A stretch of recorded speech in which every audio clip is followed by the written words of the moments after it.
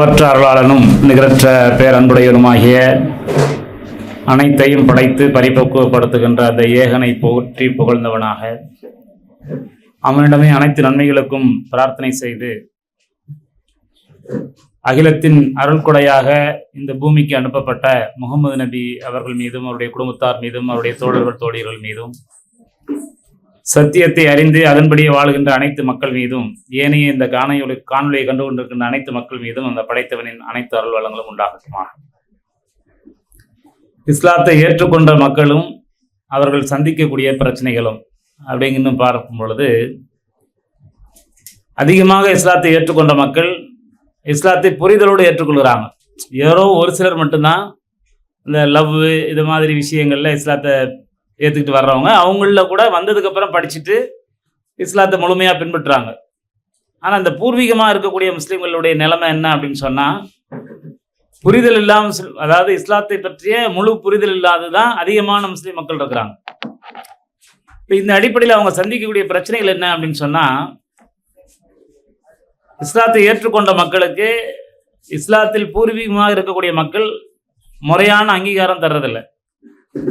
இப்போ பரவாயில்ல, ஆனால் ஆதியில் ரொம்பவும் பிரச்சனைகளை சந்திக்க வேண்டிய ஒரு சூழ்நிலை இருந்தது. இப்போ ஓரளவுக்கு, அதாவது மசூதிகள்லாம் ஏற்றுக்கொண்டாங்க. இப்போ முன்ன மசூதிகளே ஏற்றுக்கொள்ளாது.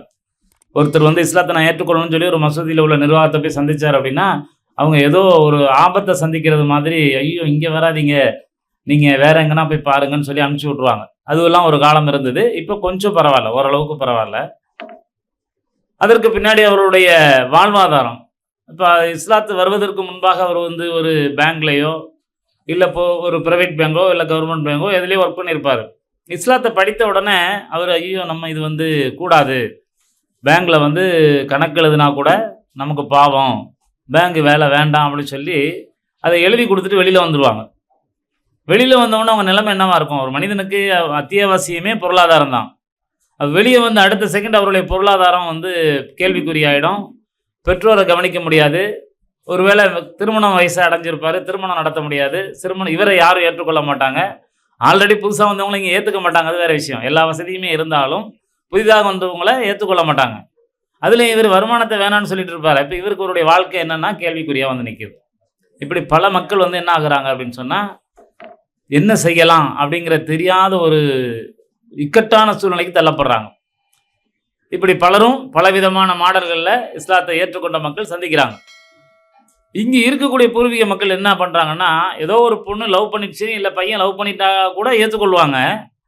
ஆனால் அவர் சரியாக இஸ்லாத்தை புரிஞ்சிட்டு படிச்சுட்டு இஸ்லாமிக் பேசிக் படிப்பு முடிச்சுட்டு பொண்ணு கேட்டால் கொடுக்கறதுக்கு தயங்குறாங்க. லவ் பண்ணி வர்றவங்கள ஒரு 50% 60% ஒத்துப்பாங்க.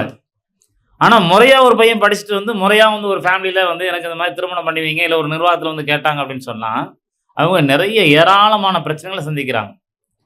இதுக்கெல்லாம் எந்த அளவுக்கு அப்படின்னு சொன்னால்,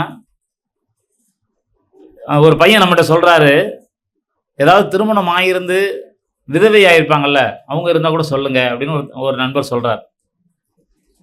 இன்னொரு பெண் வீட்டுக்காரங்க என்ன சொன்னாங்க அப்படின்னு சொன்னால், அவர் இருக்கிற பகுதி ரொம்ப தூரமாக இருக்குது, எங்கள் வீட்டுக்கிட்ட வந்துடுவாரா அப்படின்னு கேட்குறாங்க. அதையும் சரின்னு சொல்கிறான் அந்த பையன். அப்போ எந்த அளவுக்கு சூழ்நிலைகள், அவங்க பெற்றோரை விட்டுட்டு இங்கே வரக்கூடிய ஒரு சூழ்நிலையை கூட ஏற்றுக்கொள்ளக்கூடிய நிர்பந்தத்தில் அந்த புதிதாக ஏற்றுக்கொண்டவங்க அந்த பிரச்சனையை சந்திக்கிறாங்க. இன்னொரு பையன் சமீபத்தில் அவனே எல்லா இடங்களையும் சொல்லி வச்சு வரன் அமையாததுனால அவனே மேட்ரிமோனியில் தேடுறான். தேடும்போது ஒரு வரன் எப்படி கிடைக்குது அப்படின்னு சொன்னால், நீங்கள் வீட்டோட மாப்பிள்ளையாக வர முடியுமா அவங்க கேட்குறாங்க. சரின்னு சொல்லி ஒத்துக்கிட்டு வந்துட்டான் அந்த பையன். அவங்க அம்மா அப்பாவும் ஒத்துக்கிட்டாங்க. பரவாயில்லப்பா, உனக்கு எங்கேயோ ஒரு இடத்துல திருமணம் ஆனால் போதும், தள்ளிக்கிட்டே போகுது, உன்னோட அடுத்த பிள்ளைங்களும் இருக்கிறாங்க, உனக்கு திருமணம் ஆனால் தான் மற்ற பிள்ளைங்களுக்கு திருமணம் ஆகும், அந்த வரன் பார்க்கக்கூடிய அண்ணனுக்கும் கல்யாணம் ஆகலை, அதனால் அவங்க அந்த அம்மா பரவாயில்ல நீ போனீங்கன்னா அடுத்து ஏதாவது என்ன அடுத்த பிள்ளைங்களுக்காக, அதனால் 3 ஆம்பளை பிள்ளைங்க அவங்க வீட்டில். இப்படி ஒரு சூழல் அவங்களும் சந்தித்து கடைசியில் வீட்டோட மாப்பிள்ளையாக கொடுத்துட்டாங்க அந்த பையனை. அந்த பையன் ஆனால் சம்பாதிச்சு தான் சாப்பிட்றாரு. வீட்டோட மாப்பிள்ளைனா வீடு ஒன்று கொடுத்துட்டாங்க, என் பிள்ளைய நானே பக்கத்தில் வச்சு பார்த்துக்கிறேன், அதனால் நீங்கள் எங்கள் பக்கத்துலேயே இருக்கணும் அப்படின்னு சொல்லி கொடுத்துட்டாங்க. இப்போ இப்படிப்பட்ட பல சிரமங்களை சந்திக்கிறாங்க. இதுக்கு என்ன அடிப்படை காரணம் அப்படின்னு சொன்னால், இந்த பூர்வீக முஸ்லீம்களாக இருக்கக்கூடிய மக்களுக்கு அடிப்படை கல்வி, இஸ்லாமிய அடிப்படை கல்வி கிடையாது. அதுதான் முக்கியமான காரணம். அதாவது எந்த அளவுக்கு அப்படின்னா, அந்த குர்ஆனை வந்து படிச்சிருவாங்க. இந்த குர்ஆன்ல வந்து அரபி மொழியில இருக்கும். அந்த லாங்குவேஜ் படிப்பாங்க. அத அப்படியே படிச்சுப்பாங்க. மனப்பாடம் பண்ணுவாங்க. இது எல்லாமே நடக்கும். ஆனா, அந்த குர்ஆன் என்ன சொல்ல வருது அப்படின்னு அவங்களுக்கு தெரியாது. குர்ஆன்ல என்னென்ன செய்திகள் இருக்கு அப்படின்னு கேட்டா, அவங்களால பட்டுன்னுலாம் பதில் சொல்ல இயலாது. அதாவது ரொம்ப சொற்பமான மக்களுக்கு வந்து தெரியும். பெருவாரியான மக்களுக்கு ஏறக்குறைய 90% மக்களுக்கு இந்த குர்ஆன் என்ன சொல்ல வருது அப்படிங்கிறது முஸ்லீம் மக்களுக்கே தெரியாது. ஆனா வெளியிலலாம் தோற்றம் எப்படி இருக்கு அப்படின்னா, முஸ்லீம்கள்னா அவங்க வேதம் படிச்சு குடுத்துருவாங்க பிள்ளைங்களுக்கு. சின்ன வயசுலயே பாருங்க படிக்க போறாங்க. மசூதி தொடர்பு இருக்கு. அவங்கலாம் கரெக்ட்டா, பெர்ஃபெக்ட்டா இருக்கிறாங்கன்ற ஒரு தோற்றம் வெளியில இருக்கு. ஆனா உள்ளுக்குள்ள வந்து பார்க்கும்போது தான் தெரியும், வேதத்த ஒரு மொழியா கத்துக்கிறாங்களே தவிர, வேதம் என்ன சொல்ல வருதுன்னு தெரியாது. அப்படி ஒரு வேளை அவங்களுக்கு தெரிஞ்சிருந்தா, அது புரிஞ்சிருந்தா, வரக்கூடிய மக்கள வரவேற்பாங்க. ஏன்னா, இவங்களே வந்த மக்கள் தான். பூர்வீகமா இங்க இருக்கக்கூடிய மக்கள் யாரும், அப்படியே வானத்திலருந்து குதிச்சவங்களோ, இல்ல பூமி கீழ இருந்து முளைச்சவங்களோ கிடையாது. எல்லாருமே இங்க இந்து மக்களா இருந்து, அவங்க ஒரு காலத்துல அவங்க முன்னோர்கள் வந்து ஏதோ ஒரு காரணத்தின் காரணமா கன்வர்ஷன் ஆகுறாங்க. அதுக்கு பல காரணங்கள் உண்டு. எமக்கு தெரிய இன்னுமே பல கிராமங்கள் எப்படி இருக்கு அப்படின்னு சொன்னா, அவனுக்கு செருப்பு சொந்தமா இருந்தாலும் செருப்பு போட முடியாது. துண்டு சொந்தமா இருந்தாலும் துண்ட மேல போட்டுக்க முடியாது. இந்த மாரி ஒரு இக்கட்டான சூழல். தெருவுல இருக்கக்கூடிய குளத்துல அவன் இறங்கி குளிக்க முடியாது. பொது கிணத்துலருந்து தண்ணி எடுத்து குடிக்க முடியாத நிலைமை இன்னைக்கும் இருக்கு. பல பல ஊர்கள்ல இன்னைக்கும் இருக்கு. அவங்களும் அடிமையா வாழ்ந்து பழகிட்டாங்க. அவங்களும் அடிமைப்படுத்தி பழகிட்டாங்க. அதனால தான் இன்னைக்கு தெற்கெல்லாம் அதிகமான கொலைகள் நடக்குது பாருங்க. ஆவண கொலை நடக்குதே இதுக்கெல்லாம் காரணம் அதான். அந்த அடிமைத்தனமும், அவங்களுக்கு கிடைக்காத விடுதலையும் தான் எங்க முன்னோர்களுக்கு இஸ்லாம் கிடைச்சு நாங்க முஸ்லீம் ஆனோம். முந்தைய முஸ்லீம்கள் அப்படிதான். ஆனா இங்க முஸ்லீம்களே எப்படி புரிஞ்சிருக்காங்கன்னா, அப்படிலாம் இல்லாம ஏதோ தான் வந்து வானத்திலேருந்து குதிச்ச மாரி தான் ஒரு மனநிலையில இருக்கிறாங்க. ஆனா, அங்க நடக்கக்கூடிய வெள்ளிக்கிழமை பிரசங்கத்தில போய் பார்த்தீங்கன்னா தெரியும். தமிழ்ல தான் பண்ணுவாங்க. வெளியிலலாம் என்ன பிரச்சாரம் பண்றாங்க அப்படின்னா, பாரு நீ போய் பாய்ங்கள போய் தமிழ்ல பிரசங்கம் பண்ண சொல்லுவியா? அப்படின்லாம் கேட்குறான். ஆனா உண்மையிலேயே தமிழ்நாடு ஃபுல்லா தமிழ்ல தான் பிரசங்கம் நடக்குது. எங்கேயோ ஒரு சில இடத்துல தான் உருதுல நடக்கும். அங்க உருது பேசக்கூடிய தாய்மொழியை கொண்ட மக்கள்ட்ட உருது நடக்கும். மலையாளம் பேசக்கூடிய மக்கள்ட்ட அங்க மலையாளத்தில தான் பிரசங்கம் நடக்குது மசூதிக்குள்ள. தெலுங்கு பேசக்கூடிய மக்கள்ல தெலுங்குல தான் நடந்துட்டு இருக்கு. ஆனா, இந்த சில தவறான மக்கள் வந்து மக்கள்ட்ட போய் தவறா செய்திய பதிவு பண்றதுக்காக என்ன பண்றாங்கன்னா, "நீ அவன்ட்ட போய் சொல்லுவியா? நீ தமிழ்ல பேச சொல்லி, பாரு எங்க இந்துக்கள்ட்ட மட்டும் தான் நீ சண்டைக்கு வர. சமஸ்கிருதத்த விட்டுட்டு ஏன் தமிழ்ல கேட்கக்கூடாதுன்னு கேட்கிறிய? நீ அங்க போய் கேட்பியான்லாம்" கேட்கறான். அதெல்லாம் பொய்யான பிரச்சாரம். இந்த தாய்மொழியில் நடக்கக்கூடிய இந்த பிரச்சாரமும் அங்க நடக்குது எப்படின்னா, உமர் என்று ஒரு தோழர் இருந்தார். அவர் வந்து முகமது நபியை எதிரியாக பார்த்தாரு. அவர் ஒரு திருக்குர்ஆன் வசனத்த காதால கேட்டாரு. இவ்வளோ பெரிய செய்தி இருக்குது அத குடுன்னு படிச்சாரு. அவர் இஸ்லாத்துக்கு வந்தாரு. இதெல்லாம் சொல்லுவாங்க. எங்க? பிரசங்க மேடையில சொல்லுவாங்க. இவங்க அந்த பிரசங்க மேடையில இருந்து கேட்பாங்க. ஆமா இவரு, ஆமா அவரு, இவரு எல்லாருமே இஸ்லாத்துக்கு வந்தவங்க தான். இஸ்லாத்துக்கு எதிராக நின்னு போர் செய்தாரு காலித் பின் வலீத். அவர் பின்னாடி இஸ்லாத்தை ஏற்றுக்கொண்டு இஸ்லாத்திற்காக போராடினாரு. அப்படிலாம் சொல்லுவாங்க. இந்த எல்லா வரலாறையும் பதிவு செய்வாங்க. ஆனா, இப்படிதான் சொல்லப்பட்டிருக்கு. வந்தாங்கன்னு தான் சொல்லப்பட்டிருக்கு. அப்போ நானும் அந்த பேரு தானே வச்சிருக்கேன். என் பேரு உமர்ன்னு வச்சிருக்கேன். அப்ப என் பேர் உள்ள அந்த மூதாதையரும் வந்தவர் தானே அப்படிங்கிற புரிதல அவங்க புரியவே விடல. அதெல்லாம் எப்படிப்பா சரியா வரும்? வந்தவங்களோட எப்படிப்பா சம்மதம் பண்றது? இப்படியெல்லாம் காரணம் காமிச்சிட்டு, பூர்வீக மக்கள்ல சில குடிகாரர்களுக்கு திருமணம் பண்ணி குடுக்குறாங்க. தன் பெண் பிள்ளைய சில தண்ணி அடிக்கக்கூடிய மக்களுக்கு, கஞ்சா போதைகள் பயன்படுத்தக்கூடிய பிள்ளைங்களுக்கு குடுக்குறாங்க. முஸ்லீம்கள்லயும் சில பேர் இந்த மாரி வழி தெரியாம என்ன பண்றாங்க, தவறான வழியில இருக்கிறாங்க. அவங்களுக்கு கூட பையன குடுத்துடுறாங்க. பொண்ண குடுத்துடுறாங்க. ஆனா, சரியான பாதையை நோக்கி தான் செய்ததெல்லாம் வந்து இது ஒரு தொழில் ரீதியா கூட, அதாவது ஒரு பேங்க்ல வந்து அக்கவுண்ட் கூட வச்சுக்க கூடாதுன்னு நினைக்கக்கூடிய இந்த இஸ்லாத்தை ஏற்றுக்கொண்ட மக்களுக்கு இங்கே சம்பந்தம் பண்றதுக்கு ரொம்ப தயக்கம். எல்லாம் நல்லா படிச்சுட்டு வந்து நல்ல வேலையில இருக்கவங்க கூட குடுக்கறதுக்கு முன் வர்றதில்ல. காரணம் என்னன்னா, இது அடிப்படை கல்வி இல்லாததான் காரணம். சமீபத்தில கூட ஒரு அரசியல் தலைவரோட நம்மோட பேசக்கூடிய ஒரு கட்டாயம் ஏற்பட்டுச்சு. சமீப காலமாக நிறைய மரணங்கள் நடக்குது கடன் தொல்லையால. நீங்க என்ன செஞ்சீங்க அப்படின்னு கேட்டார். போன தடவ கூட நம்ம பேசும்போது பதிவு செஞ்சோம். இதுக்கு வந்து வெறும் அவங்க என்ன சொல்ல வர்றாருன்னா, கடன் தொல்லையில இருந்தாங்கன்னா உடனே பணத்த எடுத்து குடுத்துருங்க. அவருக்கு எப்படிப்பா அந்த கடன் வந்துச்சுன்னு கேள்வி கேட்காதீங்க அப்படின்றாரு. அவர் பிறந்த நாள் கொண்டாடுறதுக்கு ரூ. 2,00,000 வட்டிக்கு வாங்கியிருப்பாரு. அவரு வட்டிக்கு வாங்குனதுக்கு நம்ம குடுத்துறணுமா பொருளாதாரத்த. அப்படி சொல்றாங்க. அவரு கல்யாணத்தை எளிமையா நடத்துன்னு இஸ்லாம் சொல்லுது. கல்யாணங்கள்ல எந்த கல்யாணங்கள் மிக எளிமையாக நடத்தப்படுகிறதோ, அந்த கல்யாணத்துல கடவுளுடைய அபிவிருத்தியும் அருளும் இருக்கிறதுன்னு இருக்கு. இவன் கல்யாணத்தை ஆடம்பரமா நடத்துறதுக்காக வட்டிக்கு வாங்கிட்டு, சந்தோஷமே இல்லாம ஆகி, மன உளைச்சலுக்கு ஆளாகி செத்தும் போயிடுறான். 2 குழந்தைங்களோட போய் சாவறான். காரை பூட்டிக்கிட்டு எரிச்சுக்கிறான். அவன் பண்ண அநியாயம். அவன் செய்த அநியாயத்துக்கு இவர் அரசியல் தலைவர்கள் என்ன சொல்கிறாங்கன்னா, அவங்க கொடுங்கன்னா எங்கிறது வானத்தில் இருந்தால் கொட்டும். எல்லாரும் புத்தியோடு யோசிச்சு செயல்பட்டால் தானே ஒரு குடும்பமே நல்லாயிருக்கும்.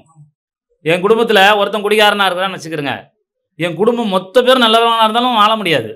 அந்த ஒரு குடிகாரன் என்ன பண்ணுவான், முதல்ல சொந்த காசில் குடிப்பான், அடுத்து பொண்டாட்டி நகையை ஃபுல்லாக விற்று குடிப்பான், அதுக்கு அடுத்து என்ன பண்ணுவான், அண்ணன் தம்பி லேப்டாப்பு என்ன வீட்டில் வச்சுருக்கானோ அதெல்லாம் எடுத்துகிட்டு போய் போட்டு குடிக்கிறான்.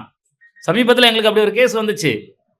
அண்ணனோட லேப்டாப்லாம் தூக்கிட்டு போயிடறான் பாய். 20 வருஷம் கழிச்சு, 20 வருஷம் நட்பில் இருக்கிறாங்க அந்த அம்மா.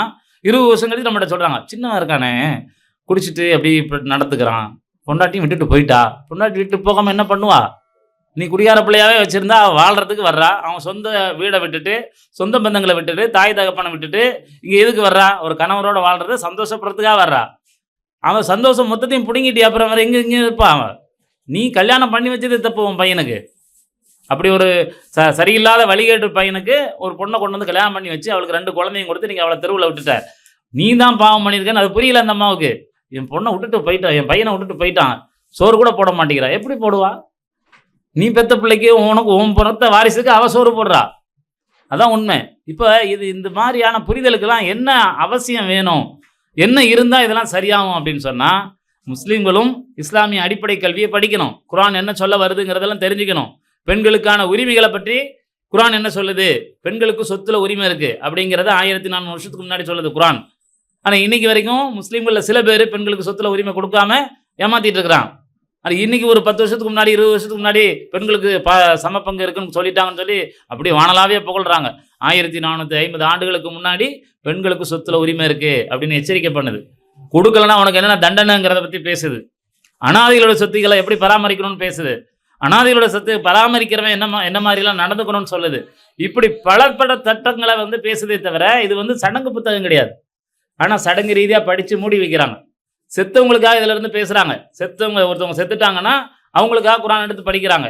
எந்த வசனத்தை படிக்கிறாங்களோ அதே வசனம் சொல்லுது, எந்திர மன்கான ஹையன், உயிரோடு இருப்பவர்களுக்கு இது அச்சமூட்டி எச்சரிக்கை செய்யக்கூடியது அப்படின்னு சொல்லுது. அப்படி அதே வார்த்தையை சொல்லுது. யார் உயிரோடு நடமாடிக்கிட்டு இருக்கிறாங்களோ அவங்களுக்கு அச்சமூட்டி எச்சரிக்கை செய்வதற்காக வந்த புத்தகம் இது தெளிவாக பேசுது. அதையே செத்தவங்களுக்கு அதே வசனத்தை ஓதுறாங்க. எப்படி சாய்பாபா உயிரோடு இருக்கும்போது எல்லாருக்கும் சோறு போடுங்கன்னு சொன்னாரா, பொருளை கீழே ஊற்றாதீங்கப்பா, தலையில் ஊற்றாதீங்க, சிலை மேலே ஊற்றாதீங்க, பசியோடு இருக்கிறவங்க வயிற்றில் ஊற்றுங்கன்னு சொன்னார். இன்றைக்கி அவரை கொண்டு போய் உட்கார வச்சு அவர் தலைமையிலே ஊற்றுறான் பாருங்க. அதே மாதிரி குர்ஆனில் இப்படி நீங்கள் உயிரோடு இருக்கிறவங்களுக்கு இதை வச்சு அச்சுமுட்டி எச்சரிக்கை செய்யுங்கன்னு சொல்லுது.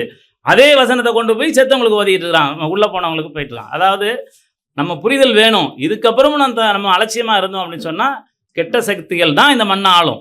இப்போ பாருங்கள், இந்தியா முழுவதும் அவனுடைய கெட்ட விஷயங்களை விதைச்சி இந்தியா முழுவதும் அவனுடைய அயோக்கியத்தனத்தை காமிச்சிட்டான். இப்போ தமிழ்நாட்டில் கையை எடுத்துருக்கிறான். இப்போவும் நம்ம பிள்ளைங்க நிறைய பேர் அறியாமையில் என்ன பண்ணுறாங்க, நாங்கள் விஜய் சாருக்கு தான் ஆதரவு கொடுக்குறோம், விஜய் சார் தான் அடுத்த முதலமைச்சர். விஜய் சார் யாரோட ஆள், யாருக்காக நிறுத்தப்பட்டிருக்காரு, விஜய் சாருடைய சூழ்நிலைகள் என்ன, விஜய் சார் ஒன்றும் விரும்பி இங்கே கழுத்தை மாட்டி நிற்கலை. விஜய் சார் நிற்கலைன்னா விஜய் சார் உள்ளே போடுவார். அதுக்காக விஜய் சாரை நிற்க வச்சிருக்கிறாங்க. அந்த புரிதல் நம்ம பிள்ளைங்களுக்கே இல்லை, முஸ்லீம் பிள்ளைங்களுக்கே. நீங்கள் காலாகாலமாக டிஎம்கேக்கு ஓட்டு போட்டிங்களே, உங்களுக்கு அவங்க சுடுகாட்டுக்கு இடம் கொடுத்தாங்களா கேட்குறான் ஒரு பையன் என்னையை பார்த்து. நீங்கள் சுடுகாட்டுக்கு இடம் கேட்டு ஏறக்குறைய 10 வருஷமாக அப்ளை பண்ணுறீங்க. எவனாவது உங்களுக்கு செத்தா புதைக்கிறதுக்கே உங்களுக்கு இடம் தரலையே, அந்த டிஎம்கேக்கு ஏன் சப்போர்ட் பண்ணுறீங்கன்னு கேட்குறான். வேறு வழி இல்லைடா, அவனாவது செத்ததுக்கு அப்புறம் தான் புதைக்க போகிறான், இவன் உயிரோட புதைக்கிறதுக்கு ரெடியாக இருக்கான்டா. அதுன்னு சொன்னால் அவனுக்கு புரியல. இப்போ இப்படிப்பட்ட ஒரு பிள்ளைங்க, நம்ம பிள்ளைங்க நிறைய அப்படி மனநிலையில் இருக்கிறாங்க. ஏன் இந்த அடிப்படை கல்வி பிள்ளைங்களுக்கு கொடுக்காததுனால நம்ம பிள்ளைங்களே இந்த மாதிரியான சூழ்நிலையில் தள்ளப்பட்டிருக்கிறாங்க. இதெல்லாம் திட்டமிட்டு நடக்கக்கூடிய சதி. இன்னைக்கு விஜய் கட்சியில் ஏறக்குறைய 10 பேருக்கு சீட்டு கொடுத்துருக்க. அந்த 10 பேருமே ஆர்எஸ்எஸ்ல வார்த்தெடுக்கப்பட்ட பிஜேபியுடைய ஆட்களுக்கு சீட்டு கொடுத்துருக்குறான். இது இவன் போட்ட பிளான்லாம் ஒன்றும் கிடையாது. அவனுக்கு மேலிடத்துல என்ன சொல்கிறாங்களோ அவ்வளோத்தையும் செய்தாகணும், இல்லாட்டி மறுநாள் தூக்கிடுவான் அவனை. அவ்வளோ அரசியல் நெருக்கடியும் எல்லா அரசியல் தலைவர்கள் மீதும் அந்த மாதிரி ஒரு நிர்பந்தத்தை ஏற்படுத்துகிறான். அதாவது ஒன்று நீதியாக நடக்கணும்னு சொல்லவே முடியாது அவங்ககிட்ட. அப்படி ஒரு கெட்ட சக்தி அவன். உண்மையிலே கெட்ட சக்தியை விட்டுட்டு அவன் இங்கே போட்டு தேவையில்லாத பேசிட்டு கிடக்கிறான். அப்போ அந்த மாதிரி அயோக்கியத்தனத்தை பண்ணி தான் இந்தியா முழுவதுமே நம்ம ஆளணும். இங்கே உயர்ஜாதி வகுப்பை தவிர இந்துக்களாக இருக்கட்டும், அவங்க முஸ்லீம்களாக இருக்கட்டும், இப்போ கிறிஸ்தவர்களாக இருக்கட்டும், யாருமே சந்தோஷமாக இருக்கக்கூடாதுங்கிற பிளானில் தான் தமிழ்நாடு இந்தியா முழுக்க வேலை செய்கிறான். தமிழ்நாட்டில் கொஞ்சம் சக்ஸஸ் ஆகலை, அதையும் சக்ஸஸ் பண்ணுறதுக்கு தான் இந்த மாதிரியான சீமானையும் இந்த மாதிரியான அஜித் விஜய் போன்றவர்களையும் செலக்ட் பண்ணுறான். ரஜினிகாந்தை செலக்ட் பண்ணான், ரஜினிகாந்த் தப்பிச்சிட்டான். ரஜினிகாந்த் கொஞ்சம் நாலேஜ் உள்ள ஆள், தெளிவாக சொல்லிட்டான், நானும் மாட்டிக்க மாட்டேன், திருவள்ளுவரும் மாட்டிக்க மாட்டார் அப்படின்றே பேட்டி கொடுத்துருந்தான். என்னை எவ்வளோ முயற்சி பண்ணுறாங்க, நானும் மாட்டிக்க மாட்டேன். திருவள்ளுவரும் தப்பிச்சிட்டாரு, நானும் தப்பிச்சிட்டேன்னா விஜயால் தப்பிச்சிக்க முடியாது. ஏன்னா அவனுக்கு ரஜினிக்கு இருக்கிற நாலேஜோ ரஜினிக்கு இருந்த பலமோ இவனுக்கு கிடையாது. பணம் இருக்குது, ஆனால் ரஜினிக்கு மக்கள் செல்வாக்கும் பணமும் பலமும் அறிவும் இருக்குது. அதனால் அவன் தப்பிச்சிட்டான். இப்போ அப்படிப்பட்ட அயோக்கியர்களுக்கு மத்தியில் நம்ம முஸ்லீம் பிள்ளைங்கள் மாட்டிக்கிட்டு முழிக்கிறாங்க. நிறைய மக்கள் அப்படி மாட்டியிருக்கிறாங்க. அதுலேருந்து தப்பிக்கணும்னா ஒரே வழி, ஒவ்வொரு பள்ளிவாசல்கள்லையுமே இளைஞர்களுக்கும் மற்றவர்களுக்கும் இந்த அடிப்படை கல்வியை கொடுக்கணும். அதோட அரசியல் கல்வியும் கொடுக்கணும். ரெண்டும் இல்லாததுனால இன்னைக்கு நம்ம ரொம்ப கஷ்டமான சூழ்நிலையை நோக்கி நிற்கிறோம். அப்படிப்பட்ட ஒரு கஷ்டங்களிலிருந்து மீட்டெடுத்து படைத்த இறைவன் நம்ம அனைவருக்கும் அருள் வழங்க வேண்டும் என்று பிரார்த்தனை செய்தவனாக வாய்ப்புக்கு நன்றி கூறி விடைபெறுகிறேன். வாஹிரு தவானா அல்ஹம்துலில்லாஹி ரப்பில் ஆலமீன். அஸ்ஸலாமு அலைக்கும் வரஹ்மத்துல்லாஹி வபரகாத்துஹு.